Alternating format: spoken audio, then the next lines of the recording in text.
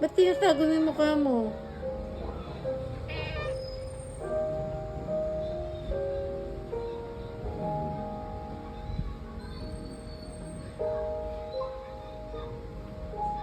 Ano gusto mo? Ganyan ka lang? Ha? Ganyan ka lang? Uy, sus, inaantok ka na eh. Yung may mata, oh, inaantok na oh.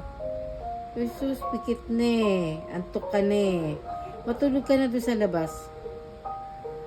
Ano ka pa sa akin, papakarga ka pa. Ano pang gusto mo? Kapikit eh oh. Sus, pikit-pikit. Ay, sus, kasakit naman yan oh. Dito ka magkanyan, sakit na yun eh.